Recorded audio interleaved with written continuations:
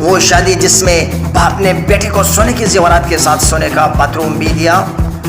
اور بیٹوں کی شادی پر ماں باپ کی خواہش ہوتی ہے کہ انہیں قیمتی تحائف اور سامان دیا جائے، لیکن دنیا میں کچھ واقعات ایسے بھی سامنے آئے جس میں شادی کے تحائف دیکھنے والے خود حیرت کی تصویر بن گئے۔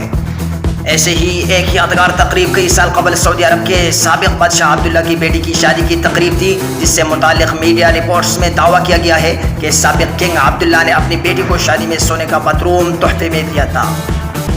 متعدد میڈیا رپورٹس میں اس شادی کا سال 2014 بتایا گیا ہے، جبکہ بھارتی میڈیا کی رپورٹ میں دعویٰ کیا گیا ہے کہ سابق بادشاہ کی بیٹی کے عالی شان باتھ روم کو مکمل طور پر سونے سے تیار کیا گیا تھا، جس میں golden commode, golden wash basin, حتیٰ کہ باتھ روم کی دیواروں پر گولڈن ٹائلز بھی موجود تھے، جبکہ اس باتھ روم کو گولڈن ٹوائلٹ کا نام دیا گیا تھا۔ واضح رہے کہ 2011 میں فوربس کی ایک رپورٹ میں کنگ عبداللہ اور ان کے خاندان کی دولت کا تخمینہ 21 بلین امریکی ڈالر لگایا گیا تھا۔ یہی نہیں، ماضی میں کنگ عبداللہ کو 562 مسلمانوں کی فہرست میں بھی شامل بھی کیا گیا تھا۔